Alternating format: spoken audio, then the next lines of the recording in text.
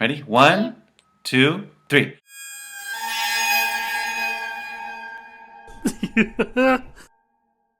I recently, a few days ago, went to a garage sale close to where I live, based off of one of the apps that helps find garage sales and whatnot.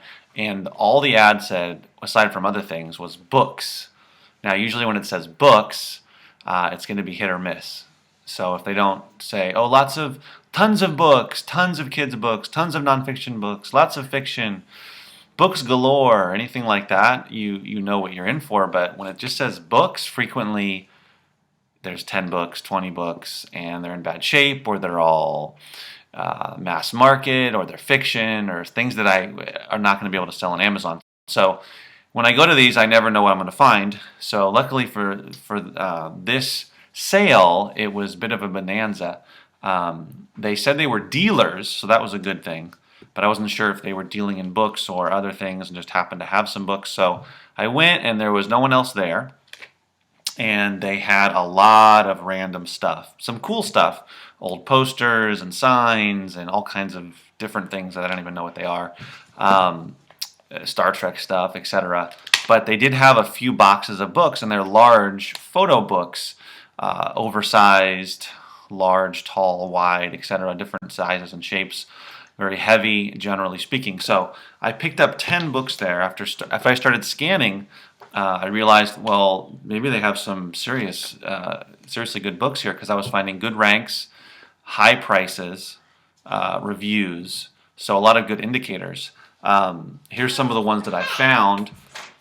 Here's one, Long Beach Architecture. These are the kind of books I'm talking about that have, lots of photos. They're usually pretty long.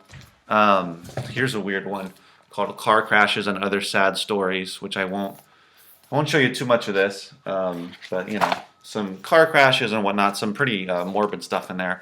But so some of those books, here's another one, Harrell's Hollywood Portraits.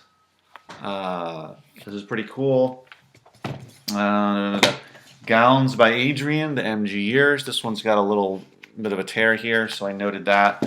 So I spent way more money than I'm used to spending on books. Usually I'm spending $1 or less, even at garage sales, estate sales, that type of thing.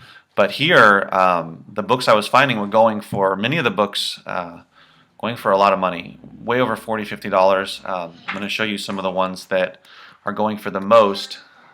So this one right here, James Rosenquist, a retrospective, going to list for about $70. This is a big, heavy book, and it's in great shape. All kinds of pictures of this artist's work. So, oh, right. So I spent $60 for 10 books, which breaks down to $6 a book. The funny thing is, the guy who, when he was quoting me the price, said, "Oh," he looked at the books and said, "Oh, this Rehnquist this is a good one. This is $10." And then he counted them up and said there were 10 and said, "Oh, I'll take $60." But it turns out that's not the most valuable on Amazon. There's also GM's Motorama, which I'm going to be listing for around $100. And the other thing is, a lot of these have really great ranks. So this has got some cool stuff. It's hard to see, but lots of stuff about GM cars in great shape again. And the ranks are really good. The average rank for all 10 was just under 700,000, about 690,000. Here's another one. Hope I'm pronouncing it right. Guji Redux. Ultramodern roadside architecture. So this is some cool stuff. So people are willing to spend money on these types of books. Again, this one is listing around $75. And I'm pretty confident that I'm going to get most of these prices. I don't think I'll have to lower the prices on very many of them. Possibly maybe one, maybe two, lower it a little bit, but not a lot. Here's another one that's a smaller of all of the ones I found, but has some beautiful photos from, I'm not trying to pronounce the last name, Vivian Muir, out of the Shadows. It's got some great photography. Once again, this is in almost new shape, but very good shape, very good condition. And that one, going to be listing for over $100. So all told, my total listing or price will be almost $550. So after fees and everything, once every single item sells, which is probably going to take months, some of them could sell pretty quick, but possibly up to 6 months or longer to sell all of them. After fees, going to be in the 400s of profit, turning $60 into $400+ Now, that's not 10 times my money, which is what I'm used to, but considering that these books are selling pretty well, pretty frequently, and going for a lot of money, I couldn't really turn it down. So I'll make another video to show the outcome of the books, to see what eventually happened and if I was able to get all the prices that I was asking for, which I'm confident I will be. So don't be scared to spend a little bit of money in order to buy these more expensive books.